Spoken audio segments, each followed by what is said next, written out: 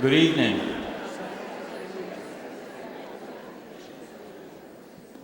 Welcome to Baltimore. Yay.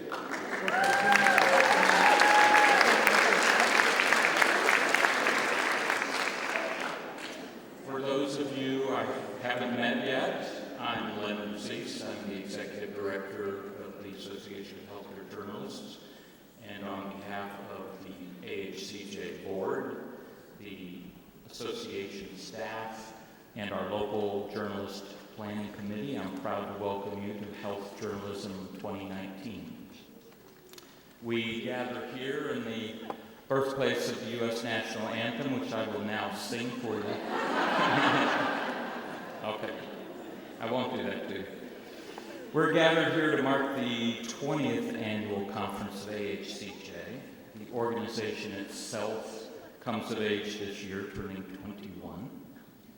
And as I've mentioned before, what started as a handful of reporters saying we really ought to help each other to better understand the complicated areas of health, healthcare, medical research, and more, has become a vibrant, active, and yes, healthy organization of journalists from every state and several other countries. It works every day to advocate at the highest levels of government on behalf of open information. It provides reporting resources, career development opportunities, an important awards program, fellowships, and much more. But in the end, it's still a group of professionals saying, let's help each other become better at what we do. And speaking of that cross-pollination, we have multiple nations represented here this week. Along with members from across the United States, we have with us at this conference a large contingent of Canadians, at least 2 members from Hong Kong, and at least 5 new members from Japan. So we welcome you all.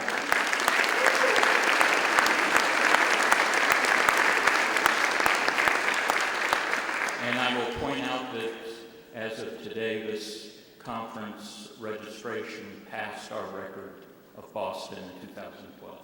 So this is a record of that. This conference is part of that effort to learn from each other. We have scores of sessions aimed at the broad range of health and healthcare. You have the opportunity to meet with experts on a wide range of topics, visit with exhibitors and your peers in our exhibit hall, seek freelance assignments from editors, and grab story ideas you can put together right here on site or develop into bigger projects when you get back home. I know that large gatherings can be intimidating, especially if you're on your own, but I urge you to not be shy. This is your conference. Reach out to experts, grab business cards and email addresses from those who can provide you with potential new sources. And veterans of the conferences, please don't forget to say hello to our first-time attendees. Little white badges, ribbons on their badges. So this room really represents an essential part of your greater professional network. So please plug into it, engage. It's this connectivity that makes AHCJ what it is. We want to thank our generous sponsors. Please note the list in the front of your program. I do hope you will review it because it includes organizations that believe in what you guys are doing day in and day out. And I don't think any journalist takes that kind of faith for granted anymore. We especially want to thank our local host, Johns Hopkins Medicine, the Hopkins Bloomberg School of Public Health, the Hopkins School of Nursing, and Johns Hopkins University itself. They've been very supportive in helping us get here, providing access to some of our field trip sites today, and finding important local experts and lots of ideas. We also thank our endowing sponsors, the Robert Wood Johnson Foundation, the Helmsley Charitable Trust, and the Gordon and Betty Moore Foundation.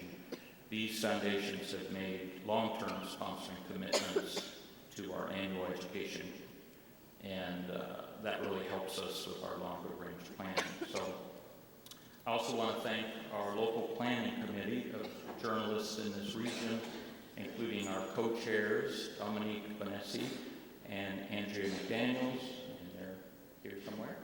Wave. There they are.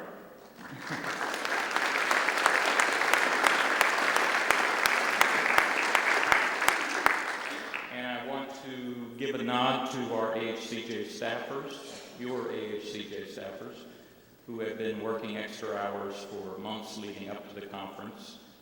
Please buy them a drink, or bring them chocolate, or just offer a kind word that does go a long way on these long days.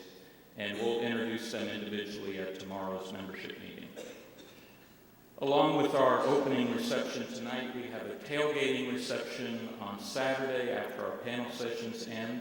The hotel is blocking off this street between these two buildings before the game, just for us. And speaking of the game, you have access to discount baseball tickets. Just go to our main Health Journalism 2019 page and look down the side and you'll see a tab that says Oriole tickets. And the super secret code is AHCJ. Okay. I'm very excited about our guest speaker tonight. He's a real friend of the organization and has proven himself a ready resource for many of you already.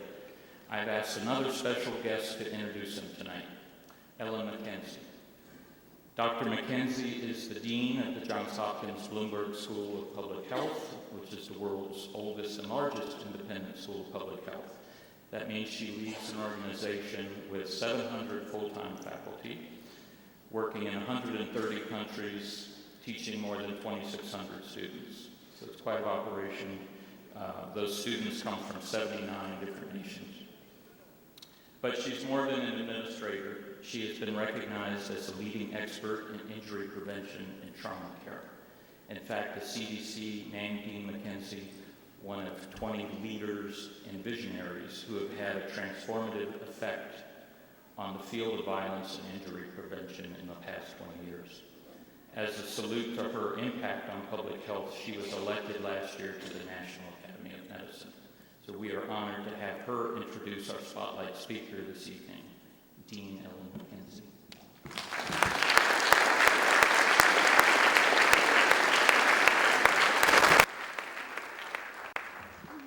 Well, thank you so much, Len, for that lovely welcome. And it's a real privilege to be here with you tonight. It's an honor to address so many talented healthcare journalists right here in Baltimore and in one room. It's like a dean's dream. But I want, on a serious note, I want to begin by giving a sincere thank you to all of you. Thank you for your dedication to communicating scientific evidence that's so crucial for informing the public, more so now than ever before. Thank you for the articles you write and the tough questions you ask. Thank you for your devotion to the truth. And thank you especially for producing real news. Your role is as essential as it is powerful. Your work makes it possible for discoveries to capture the public's imagination and for evidence to lead to new policies and programs that make a difference. So on behalf of the conference co-hosts, the Johns Hopkins University, the Johns Hopkins School of Medicine, the School of Nursing, and the School of Public Health, I'm excited to welcome you here to our wonderful city. I have called Baltimore my home for more than 4 decades, ever since I came as a young graduate student to the School of Public Health. During your brief visit here, I hope you'll have a chance to see the many neighborhoods that make up this amazing city. It's really a special place, and we're honored to host this year's AHCJ conference, where smart, inquisitive journalists connect with smart, inquiring health experts. Today, many of you visited the labs at Johns Hopkins and saw health programs making a difference on the streets of Baltimore. Over the next few days, you'll learn from and hopefully debate with some of the most brilliant minds in health, medicine, and scientific research from across the country. You'll meet people working at every level, from proteins to national policy, all in the pursuit of improving health for everyone. We hope you'll come away with minds enlightened, perceptions challenged, new sources discovered, and yes, laptops overstuffed with good story ideas. One of the most important perspectives that you'll hear this week comes from our next speaker, my colleague, Dr. Otis Brawley. The former Chief Medical Officer at the American Cancer Society, Dr. Brawley is an expert in cancer screening and control. He is also a passionate advocate for eliminating the unacceptable racial, economic, and geographical cancer disparities here in the U.S. He is the 39th Bloomberg Distinguished Professor, part of a cadre of what will be 50 world-class faculty members focused on interdisciplinary scholarship at the Johns Hopkins University. With joint appointments in the School of Medicine and our own School of Public Health, Dr. Brawley is leading interdisciplinary research in epidemiology and oncology to eliminate cancer inequities and explore how to use our precious healthcare resources more efficiently. Now, there are two things you need to know about Dr. Brawley. First of all, he likes to be called Otis. And second, he's quite the raconteur. So get your notebooks ready.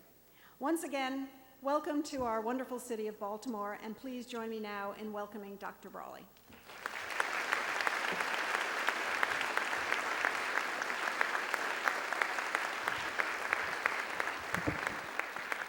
Thank you. Thanks for the applause. You know, that's my boss. It's really a privilege to be here with you guys. I was the opening act for Jimmy Carter, as I recall, at the 2012 meeting in Atlanta. Yeah, you guys remember.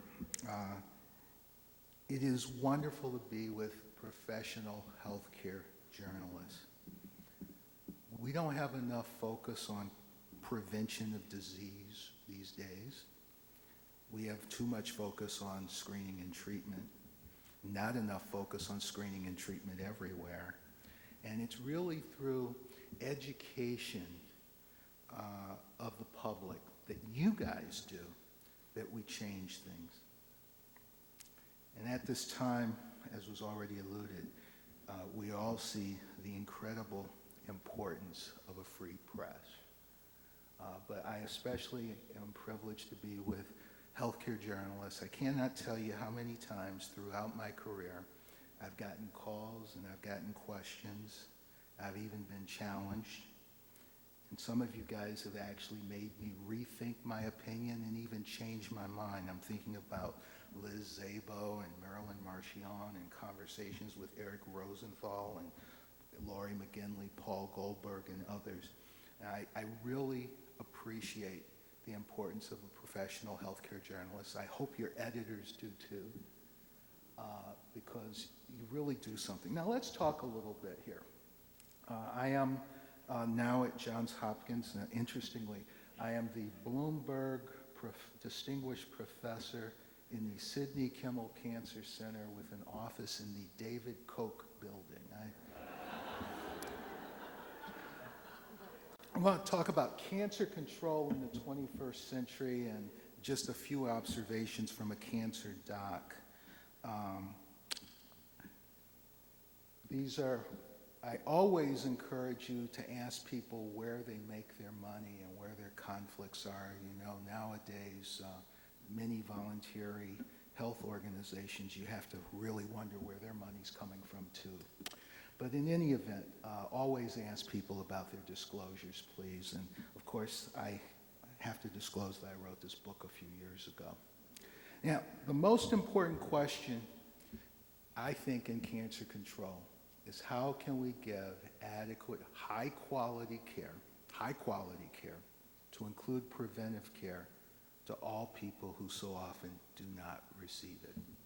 And we're going to talk a little bit about that and try to help to define some of these things about health disparities. You know, it was originally called minority health, and it came out of the 1960s civil rights movement, and then some people started calling it special populations, and there were a few people who really objected to the phrase special populations because they always saw a Nazi with a monocle talking about the special populations. And so David Satcher in the 1990s actually said, why don't we call it what it is, and I want to see I want to see politicians stand up and say, I am against programs to reduce disparities in health.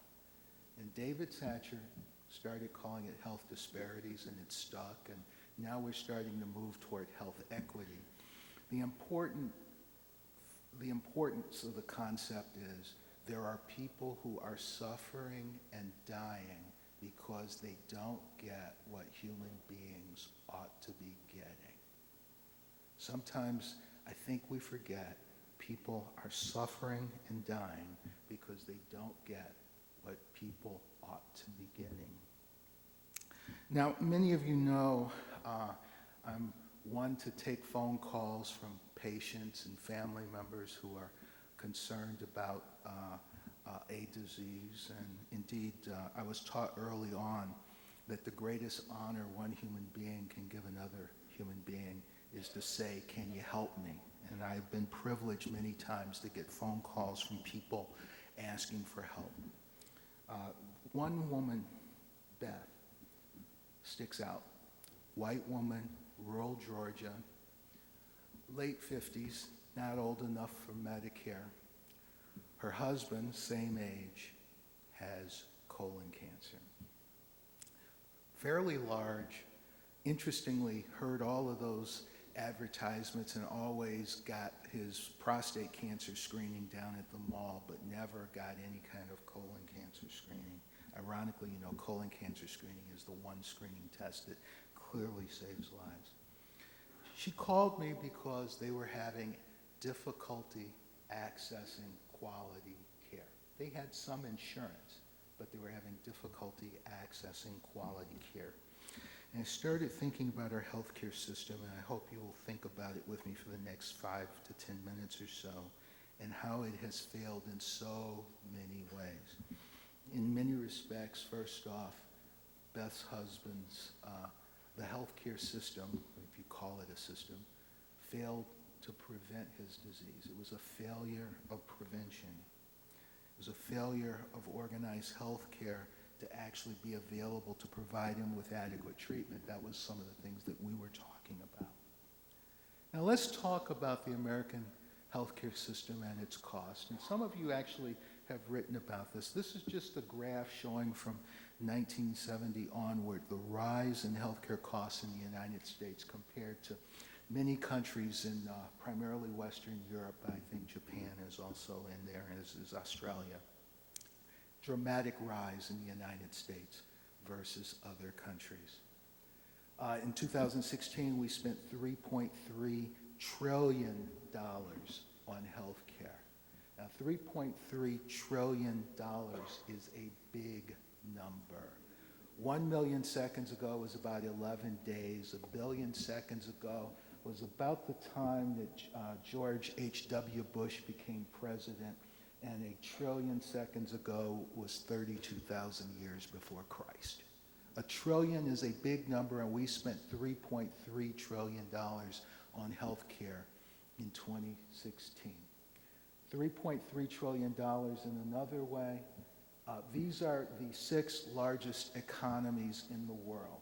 We spent more money on health care in 2016 than was spent on everything in the United Kingdom, and the American medical economy was almost as big as the economy of Germany, the 4th largest economy in the world. We spend a lot of money on health care.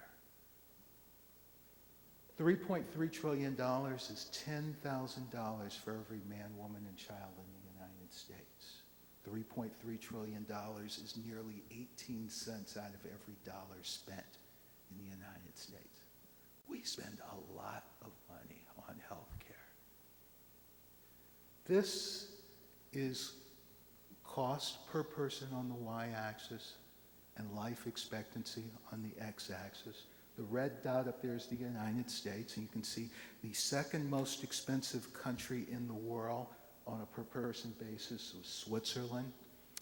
They live a little longer in Switzerland than in the United States. You can see all those countries to the right of the United States have longer life expectancy.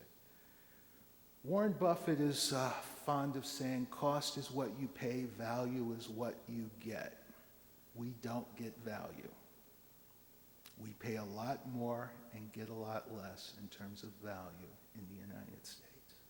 This system that Beth is trying to guide her husband through. You see, the American healthcare system is terribly inefficient. The ironic thing is, many people get health care that they don't need, and they're actually harmed by it. That was what my book was about in 2012. Many people don't get the health care that they need or don't get it in a timely manner, and that's what this poor man was about to go through, or was in the process of going through. And we could do far, far better if we were just more organized and more efficient.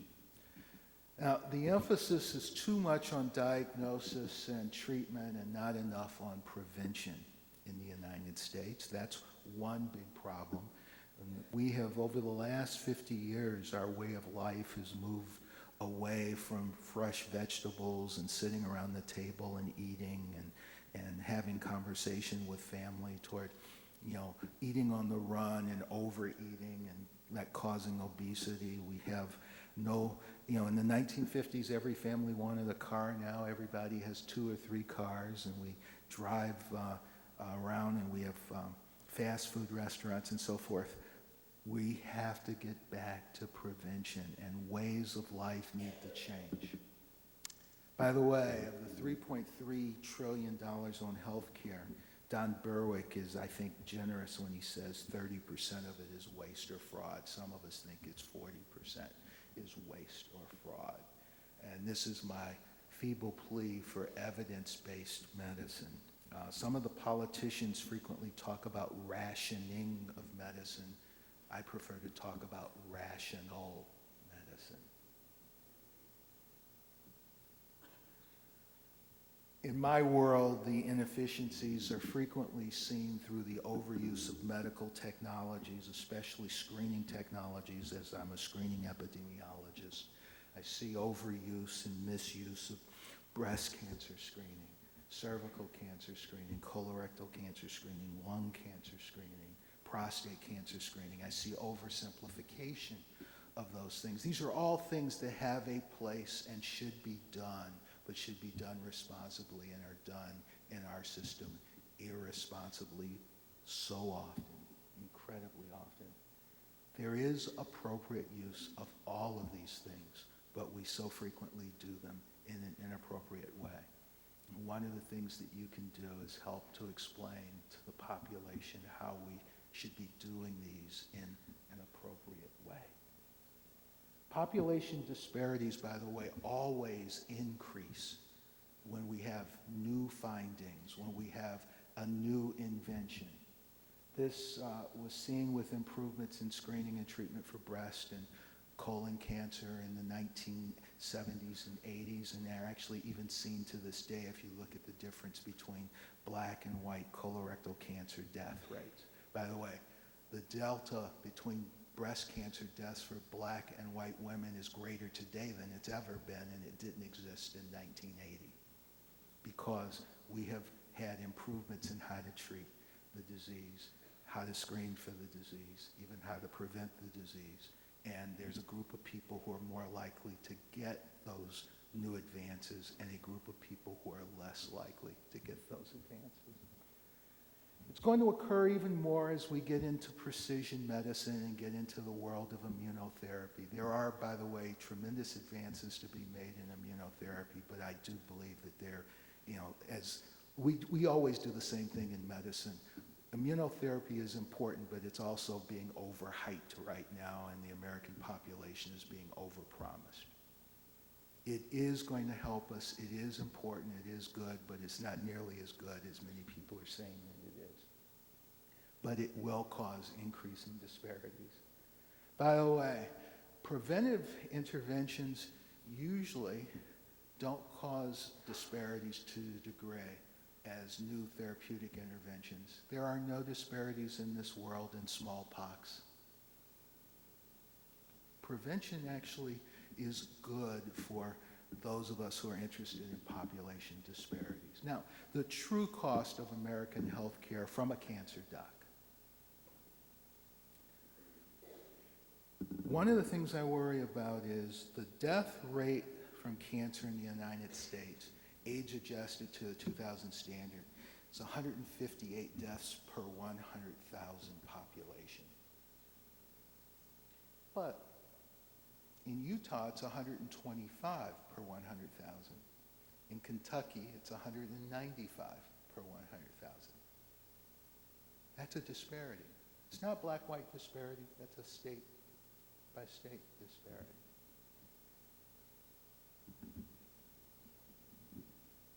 My old group at the American Cancer Society estimates that this year 269,000 will be diagnosed with breast cancer and 42,000 will die from breast cancer. By the way, it's about 3,000 of that 269,000 will be men. There has been a 40% decrease in breast cancer age-adjusted mortality from about 1990, the late 1980s, to 2015. That means a woman who's 65 years old, or just pick an age, a woman who's 55 years old, in 2015, her risk of dying from breast cancer is 60% a woman of the same age in 1990. That's an advancement. That's progress. That's something to rejoice about. Now let's unpeel the onion. The dark blue states in the north and northeast are states that have had a 44 to, I think, 57% decrease in breast cancer mortality. The United States as a whole has had 40%. And then you have the dark purple states that have had 20 to 29% decreases. When we talk about disparities, I'm worried about Massachusetts versus Mississippi when it comes to breast cancer now. It's no longer black-white. It's a little bit rich-poor. It's a little bit educated, less educated. It's a little bit rural-urban. But it's Massachusetts versus Mississippi. In that instance, it's also Medicaid expansion versus non-Medicaid expansion. Massachusetts had Romney Care before the Affordable Care Act, and actually we're starting to see the effect of mortality declines in Massachusetts because of Romney Care. I know the folks in Massachusetts don't like when it's called a Romney Care, but everybody calls the other one Obamacare. Of course, Barack says you can call it Obamacare because he cares and they don't. Now we talk about black-white differences. There are 7 states in the United States where there are no black-white disparities in breast cancer mortality. There are several places where there's no colorectal cancer mortality black-white. This is something for policymakers to realize. They can overcome the racial divide if they implement appropriate policies. Let's look at colon and rectal cancer. Here are the numbers put forth by my colleagues at the American Cancer Society. 51,000 deaths from colorectal cancer, about 145,000 total colorectal cancers diagnosed. Among the American population since 1980, there has been a 50% decrease in colorectal cancer mortality. That means if you take a 60-year-old man or 60-year-old woman in 2015, their risk of dying from colorectal cancer is half what it was in 1980. That's progress. That's a good thing. Now let's look at the United States again. You can see the states in the Northeast have had a 56 to 63% decline at a time where the states in purple again have had a 12% to 31% decline. The disparity I'm interested in now is Massachusetts versus Louisiana. Louisiana just chipped out Mississippi in colorectal cancer as having the smallest decline. We need to focus on how to provide all Americans with good health care, preventative care, and therapeutic care, and we have not focused enough on prevention.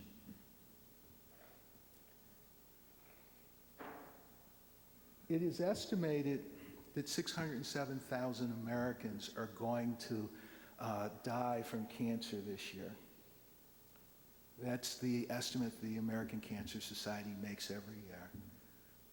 Simply ask the question, you know, college-educated Americans, the 32% of us who are college-educated have a much lower risk of death from cancer than the 68% who are not.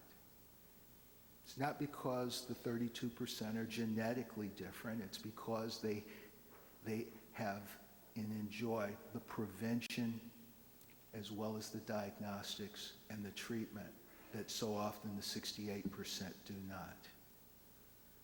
How many people would die if everybody in the United States got the same prevention, diagnostic, and therapeutic opportunities of college-educated Americans?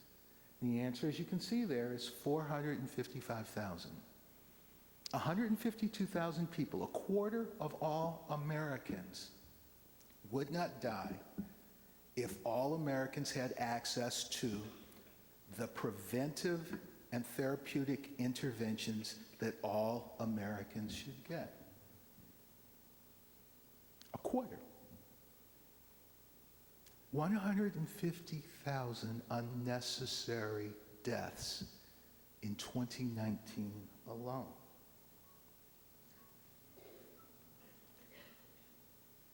Of this 152,000, by the way, more than 100,000 are white. You see, health disparities is no longer a black-white issue. Health disparities is a human issue. You know, the most important question that we can ask ourselves as Americans is how can we provide adequate health care to our fellow Americans? And that health care needs to be preventive as well as therapeutic. This is a slide that circulated a lot. It simply indicates in order to get to health equity, some groups of people are going to need a little bit more than other groups of people. I'm going to end by telling you, you know, in 2009, some of you who I talked to a lot will remember that I went off and I was on a naval ship for a little bit of time out in the Pacific and Indian Ocean. And I was the ship's dock on a ship with a bunch of Marines. It was Otis with a bunch of 22-year-olds. Was really interesting. But on that ship, whenever we went ashore, and I never saw action in the surge, but I was there. On that ship, we had this sign that said, "We are Americans, we leave no one behind." And it is a motto of all of America's military, and it is ingrained in us. Then I came back to the United States and I realized that we're Americans and we leave a hell of a lot of people behind. We need to fix our healthcare system. Thank you.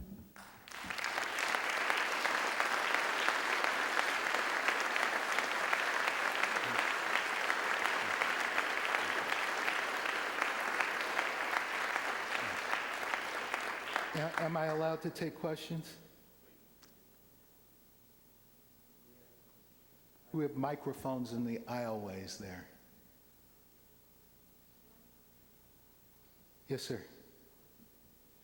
If Utah has 125,000 breast cancer deaths per 100,000 compared to 158 per 100,000 overall in the U.S., it's already below 21% below the national average. So if their decline in their death rate is in the 20 to 29% range, is that bad or is that good? Have Well, they reached actually, the Utah does very bad for breast cancer, but the 125 per 100,000 versus 195 per 100,000 is overwhelmingly fueled by the fact that the smoking rate in Utah is 10% of adults. It's actually 9 to 10% of adults, whereas the smoking rate in Kentucky for the last 30 to 40 years has been in excess of 28% of adults. It's actually right now around 28%. It was actually well over 30% 30 years ago. But that figure is overwhelmingly driven by smoking and lung cancer deaths. I guess the point is, if you reach some asymptote, some lower level, the state with the worst outcomes probably has the chance to do best in a decline. That's true. That's true.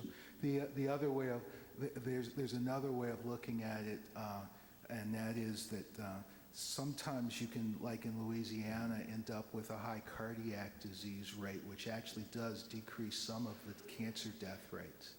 And that's dietary influenced. Yes, ma'am.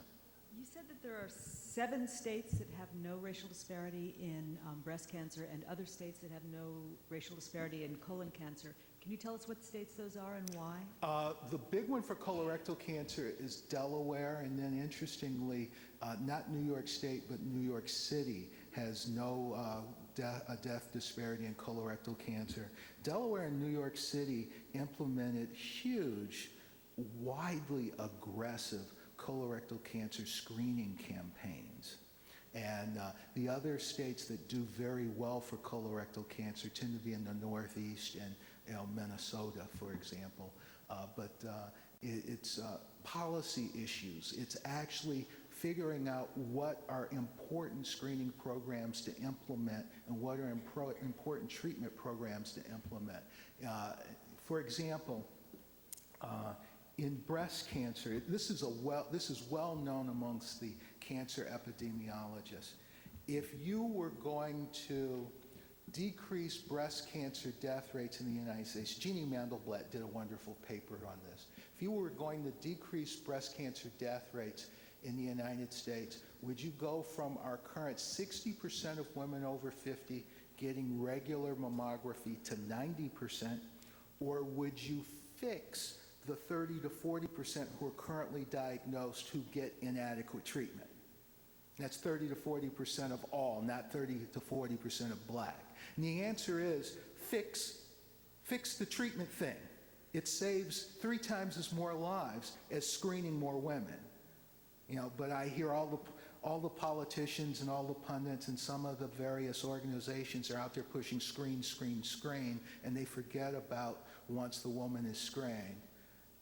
By the way, one of my most famous papers talks about how 7.5% of the black women and 3% of the white women in metropolitan Atlanta who got that message about get a mammogram in 2000 and got diagnosed got no treatment in the first 2 years.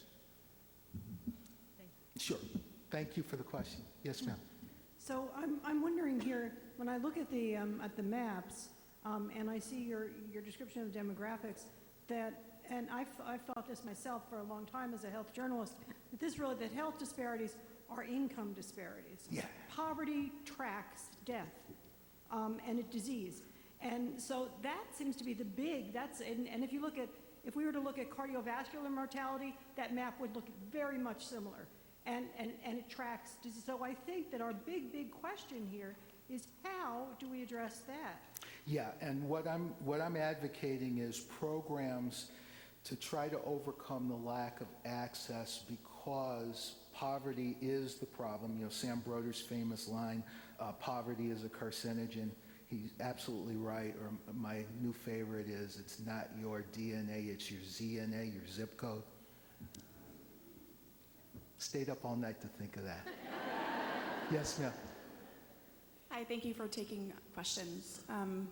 There's a lot of finger pointing and deep political divisions when we talk about addressing some of the stuff that you talked about. How do you think about that, especially given the climate that we're in right now? Yeah, I think the biggest problem is that we need to start caring about each other. We as Americans claim that we care about each other, and we don't. And many of our policies tend to show that we don't care. Now, one of the reasons why I want to point out that the health disparities thing is a white thing more so than a black thing is that might actually cause some of our politicians to be more interested in health disparities, believe it or not. It's unfortunate they have to go to that, but it might cause more people to be be concerned about other folks. But one of the problems about Americans is we tend to be individualistic when we should realize we live all in one country. Yes, ma'am. Hi, thanks so much for the wonderful talk. Karen Landman, I'm a freelance journalist in Atlanta. You mentioned one of the success stories in colorectal cancer was a Delaware change in policy, and I'm curious about some other success stories, good solutions that have worked for these disparities, especially around breast cancer and cervical cancer. Thanks. Yeah. In breast cancer, the one that I am most familiar with is in Chicago. Now, they have not lowered the death rate in Chicago for breast cancer in black women to that of white women, but they have markedly reduced it. And that was actually done by a grassroots group of volunteers who actually said the hell with the politicians and actually started organizing things in metropolitan Chicago and in the inner cities and started working on that. By the way, in the Defense Department, black and white death rates from many of these cancers, there are very few disparities when there are disparities among military retirees.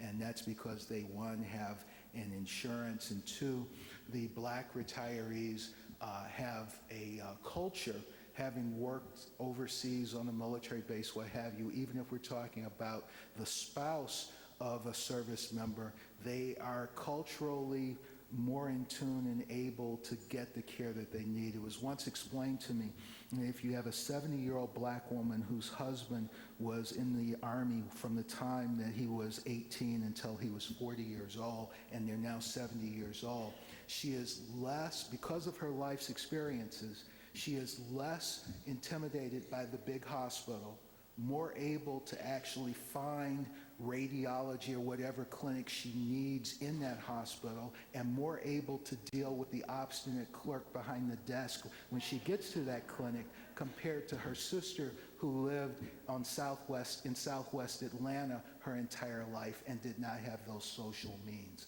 Some of the things that we need are actually navigation activities and other things that are going to help people to actually utilize the care that they have access to. So giving them just insurance is not going to work. Deborah Gordon, freelance journalist based outside Chicago.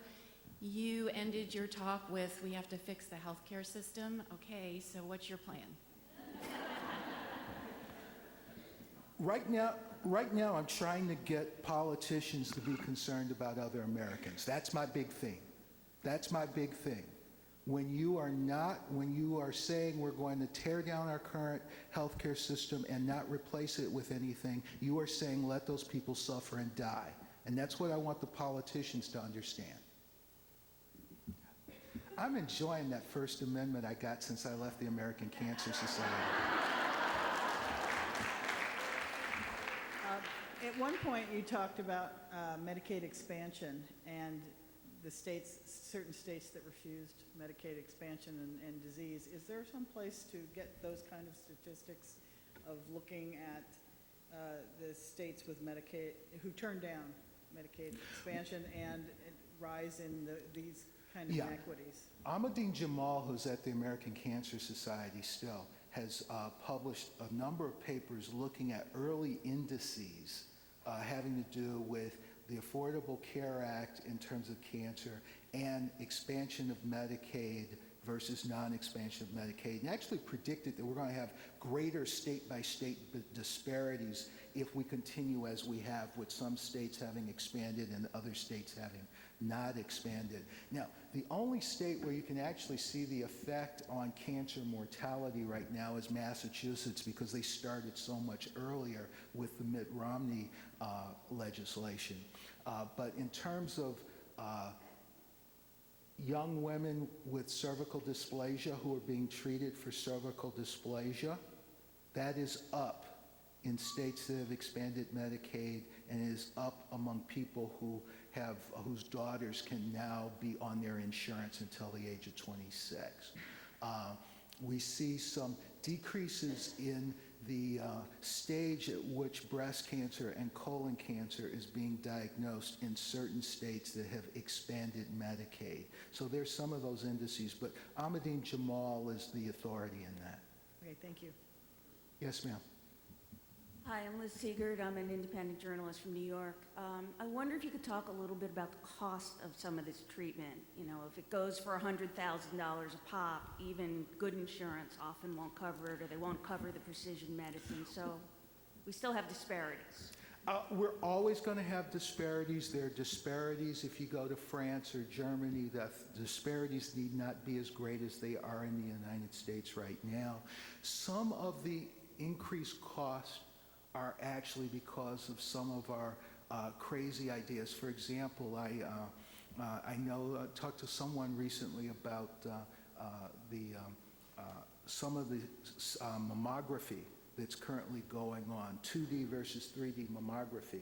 There are a lot of places that have added 3D mammography and asked women to pay $75 out of pocket because insurance won't pay for 3D mammography.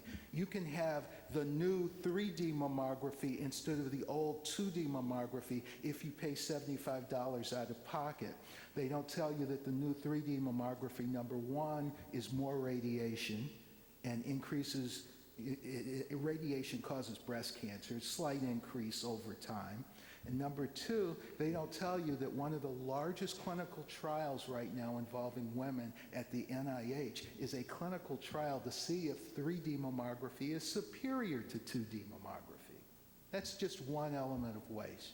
And I'm famous for some of the prostate cancer stories that I told back in the 1990s, where people were actually doing a lot of prostate cancer screening years before we ever had a clinical trial to show that treatment of prostate cancer saved lives. And then, of course, years before we ever had a study to show that screening and treatment saved lives. So there's a lot of waste and a lot of things that people are doing that are just crazy. And I'm just a cancer doc. Talk to my friends over in diabetes or hypertension or cardiovascular disease, and they have stories as well.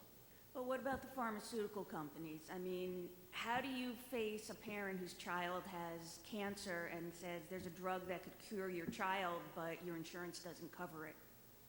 A lot of the times that I have seen that, not all the time, but I've seen a lot of false hope out there.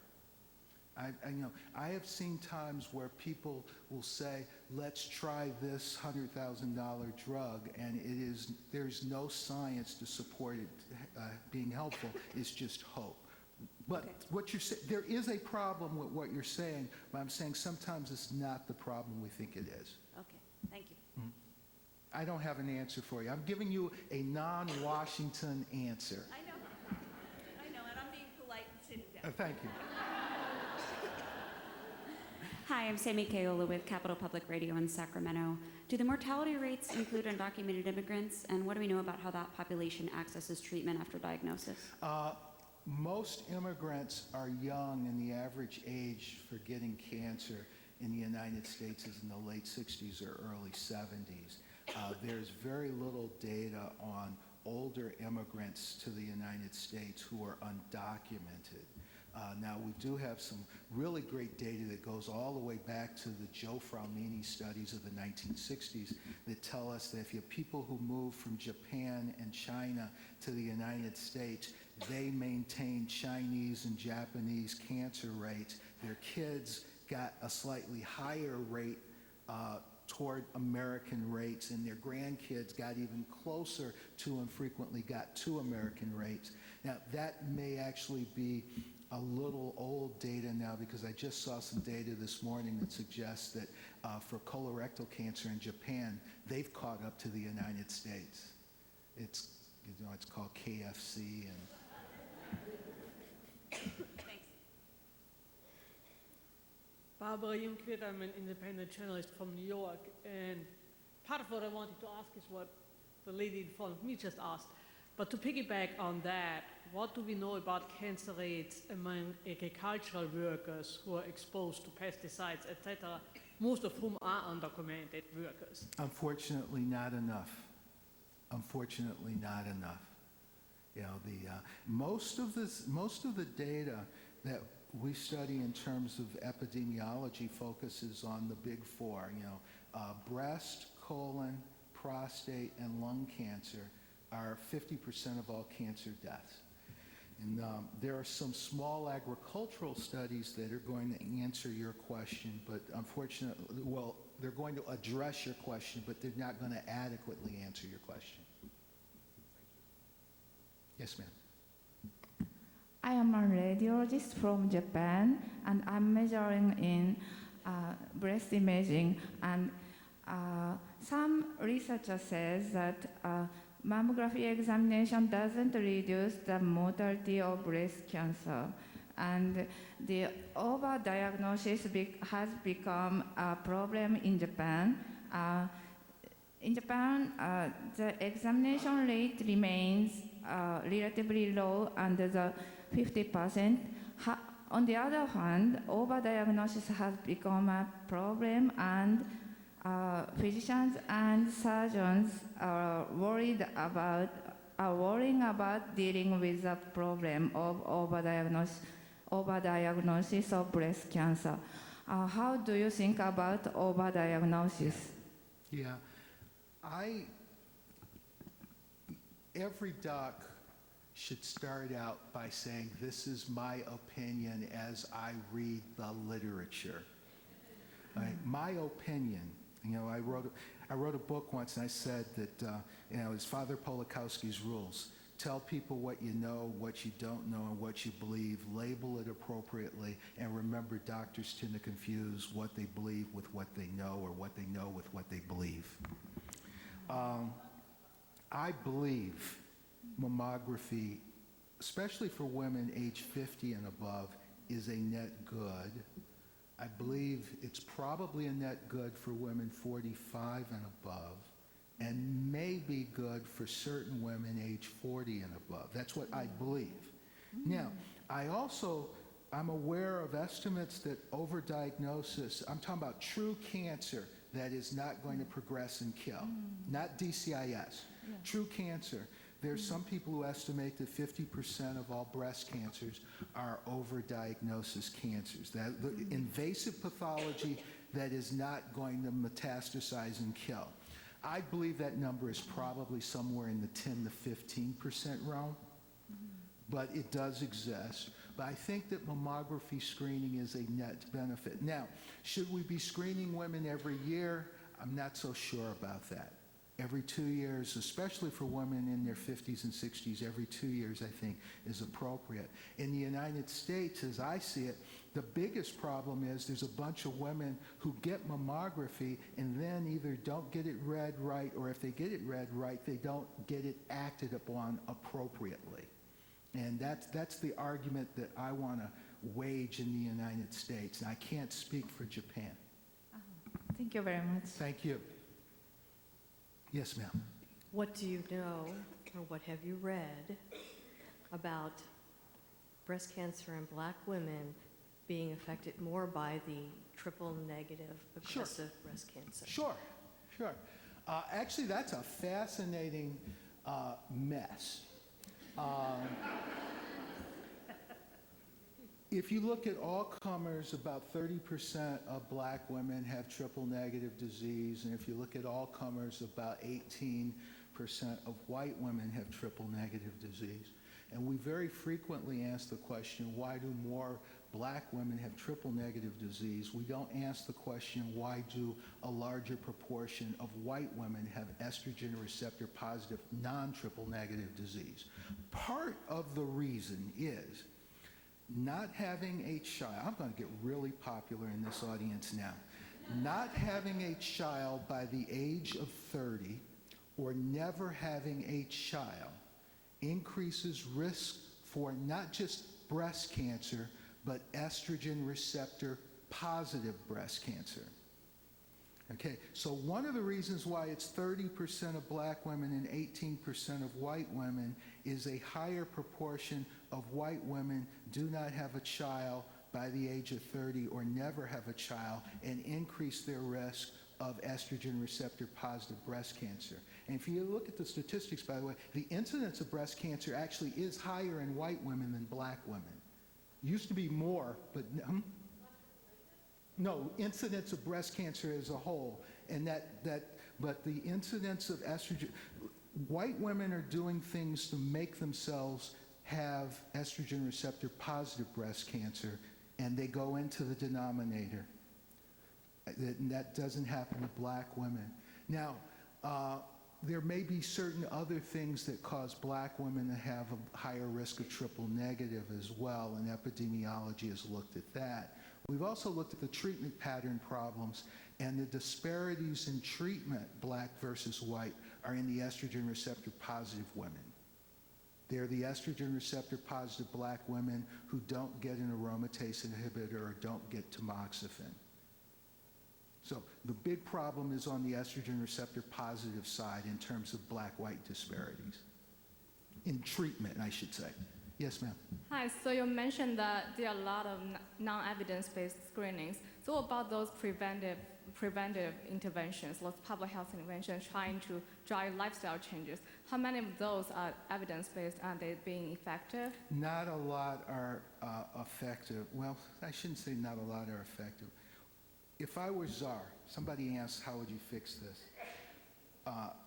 We need wholesale programs starting in 2nd and 3rd grade that talk about physical education and diet. Some of it will actually be carried by the kids back home and affect the parents' behavior. We've actually seen that smoking can be affected that way, by the way. But kids in 2nd and 3rd grade need to learn about what aerobics is and what aerobic exercise is. They need to learn that they should eat 5 to 9 servings of fruits and vegetables a day. They need to learn that they need to try to stay thin and the importance of that. And those are grade school lessons, because once you're in 11th and 12th grade, it's too late. So are most of the programs evidence-based, or are they just there? Some of the programs I can think of, actually I just reviewed some stuff in the School of Public Health at Hopkins just this morning. Some things are evidence-based, but there's not enough out there, and we do need to develop more evidence. This country has been so fixated on diagnosis and treatment. One example of that, I know I'm getting over long, but I'm going to just tell one quick story. I spend a lot of time in Europe. You probably have experienced this in your country as well. If you have a medical student in France or Germany who is with an attending physician and they are seeing a 60-year-old man who has been newly diagnosed with mild to moderate hypertension, they'll probably prescribe, the doctor will prescribe lisinopril 20 milligrams a day and say, come back in 3 weeks and let's check your blood pressure. If you're in the United States and you have an attending physician and a medical student seeing that same man, they're probably going to do the exact same thing. If you ask the French medical student, why was lisinopril prescribed? The French medical student will say, it is to lower the patient's risk of cardiovascular and renal disease. If you ask the American medical student, why was lisinopril prescribed, he'll look at you like you're a fool and say, well, it was to treat his blood pressure. The French medical student, the European medical student, from the beginning is taught that we prevent disease and prolong life. The American medical student is taught from the beginning, we make the diagnosis and we treat. We got to change that mindset in American medicine and start trying to prevent more. Thank you. Along those lines, as far as over-diagnosis, over-screening, you said breast cancers, possibly 50% are over-treated. There are some people who say that. Maybe 15 to 10. How is that? Why don't we know more about that? And also, why is that not part of the public discussion or the discussion with patients about breast cancer? Well, it is part of the discussion in epidemiologic circles. Many of the treaters don't agree with what I just said. Right. I actually think it's 10 to 15%, but I can show you literature that estimates it to be 50%. That's part of the problem. There's no definitive studies. In prostate Again, cancer, why? I mean, why don't we have a better handle on how much cancer is overtreated? We have been taught for over 100 years that cancer is bad, and the way to deal with cancer is to find it early and cut it out. And then all of a sudden, there are people like Otis Brawley coming along and saying there are some things that look like cancer under the microscope. They fulfill the criteria that were created around 1850. Seriously, Right. seriously. It was a German pathologist in the 1850s, Virchow, if any of you know about Virchow's node. Virchow in the 1850s, with his medical students and residents, they called them something different then, not residents, did a series of autopsies, and they worked out how you cut it thin, put it on a slide, stain it, and they first stained it with carmine. Later, they started using H&E, which we still use. They started looking at it under a microscope, and they drew pictures, and they said, this is what cancer is.